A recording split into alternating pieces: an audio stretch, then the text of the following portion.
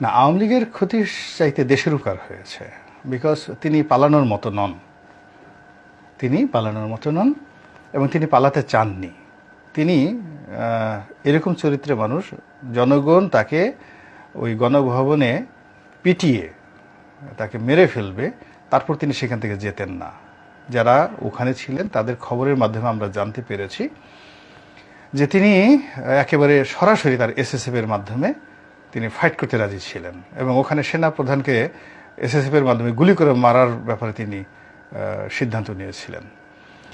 পরবর্তীতে এসএসএফের মানে যারা ওখানে গেছিলেন কর্তা ব্যক্তিরা, তারা বোঝানোর জন্য তারা শেখ রেহানার সহযোগিতা নেয়, এবং শেখ রেহানার কথাও তিনি শুনেন নাই। তিনি জিদ করছিলেন যে আমি থাকবো, যা হয় হবে। এরপর যখন জয় পুরো বিষয়টি হ্যান্ডেল করেন এবং তিনি যখন বুঝান যে আপনি এখানে যদি থাকেন দেশের মানুষের ক্ষতি হবে, আরও হতাহত বাড়বে, এবং এই গণভবনে আপনাকে যদি এইভাবে করে এবং ঘটনা যাই হোক না কেন আওয়ামী লীগ সবার ক্ষতি হবে। ফলে সেই জয়ের কথা সে কনভিন্স হয়ে তিনি কিন্তু গেছেন, এটা হলো বাস্তবতা। কিন্তু তিনি একেবারে সঙ্গে সঙ্গে ভয় পেয়ে চলে গেছেন, এটা একেবারেই অসম্ভব একটা বিষয়। যারা ওই ঘটনার সাথে জড়িত, সেনাপ্রধান ছিলেন, পুলিশ প্রধান ছিলেন, 3 বাহিনী প্রধান ছিলেন, এসএসএফের যারা লোক ছিলেন ওখানে, শেষ মুহূর্তে তার সাথে তার সহকারী ছিলেন নাজমা আক্তার এমপি ছিলেন, মতিয়া চৌধুরী ছিলেন, আরাফাত ছিলেন, ওই যে যাকে বলে মোহাম্মদ আরাফাত তথ্য প্রতিমন্ত্রী ছিল, হেলিকপ্টারে উঠানো পর্যন্ত তারা ছিলেন ওখানে, অনেক সরকারি তার পার্সোনাল যারা স্টাফ ছিলেন তারা ছিলেন। তো কাজেই এগুলো তো ইতিহাস, তারা এই জিনিসগুলো গোপন রাখতে পারবে না। আমরা খালি বললাম যে শেখ হাসিনা বলছে পালাবো না, এখন সে পালিয়ে গেল, ইটস নট দ্য ট্রু। তাকে প্রথমত বাধ্য করার চেষ্টা করা হয়েছে, তিনি অবাধ্য হয়েছেন, বলে মরে যাব কিন্তু পালাবো না। পরবর্তীতে তার পরিবারের যারা লোকজন আছে তারা তাকে কনভিন্স করেছে যে এই সময়টাতে আপনার এখান থেকে সরে যাওয়াটা বুদ্ধিমানের কাজ। আচ্ছা, কিন্তু তিনি যখন দেশ ত্যাগ করলেন, আমি যেভাবে বলি পালিয়ে যাওয়া, দেশ ত্যাগ করা, পরবর্তীতে জয়ের বক্তব্যে আসছে রাজনীতি করবে না, পরপর 4 দিনে 4 রকমের মানে স্ববিরোধী বক্তব্য। না, এটা স্ববিরোধী বক্তব্য না, এটাই বাস্তবতা। বাস্তবতা হলো এটা ভালো দিক, জয়ের ভালো দিক। প্রথম ভালো দিক, তিনি খুব অনেস্টলি যেটা বলেছেন যে আমি প্রথমে হতাশাগ্রস্ত ছিলাম, বিক্ষুব্ধ ছিলাম, সেন্টিমেন্টাল ছিলাম। তো বোকা মানুষরা করে কি, একটা কথা বলে ওইটার উপরে স্থির থাকে, কিন্তু পরবর্তীতে অবস্থার দৃষ্টিতে তিনি সিদ্ধান্ত পরিবর্তন করেছেন।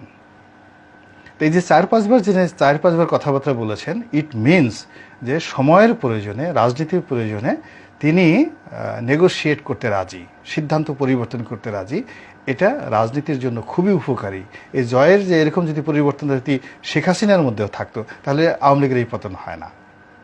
রাজনীতিতে আসলে স্থানকাল পাত্রভেদে আপনার সিদ্ধান্ত পরিবর্তন করতে হয়। এই 4 দিনে যে 4বার সে সিদ্ধান্ত পরিবর্তন করেছে, তাতে মনে হয় যে এই মানুষটি যদি রাজনীতিতে আসে, যে কোনো পরিবেশ পরিস্থিতি অনুযায়ী তিনি সিদ্ধান্ত পরিবর্তন করেন। এর কারণে গত 4 দিনে তিনি 4বার যে কথা বলেছেন, 4বারই ভিন্ন পরিস্থিতি তৈরি হয়েছে।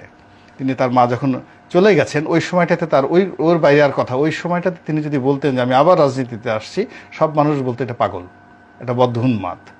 ফলে তিনি ওই সময়টাতে যে কথা বলেছেন, পরবর্তীতে যখন আবার নেতাকর্মীদের প্রতি অত্যাচার হয়েছে, তিনি বলেছেন আমি রাজনীতিতে আসব, আমার মা আসবেন, আমরা আবার ফিরে আসব।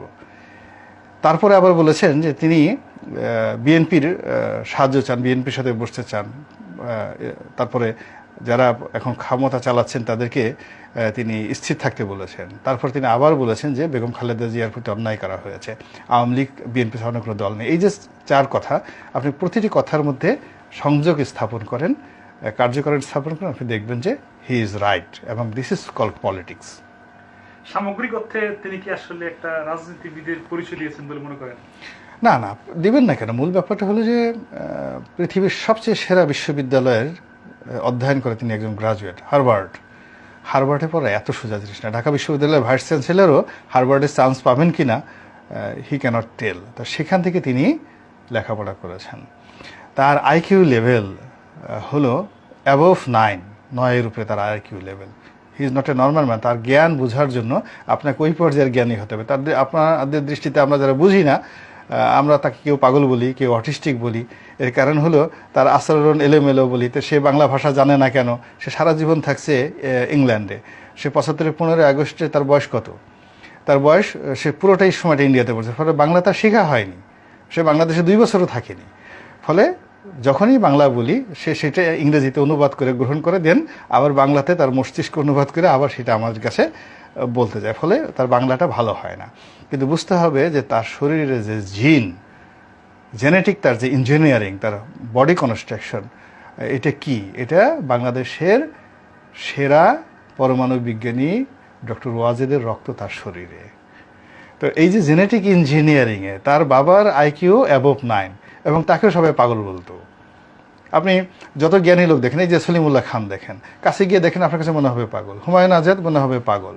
আপনি ডক্টর আহমেদ শরীফ ছিলেন, বাংলাদেশের যত বিখ্যাত লোক দেখেন যাদের ব্রেইনের লেভেল অ্যাবভ 9, তাদেরকে আপনার কাছে পাগল মনে হবে।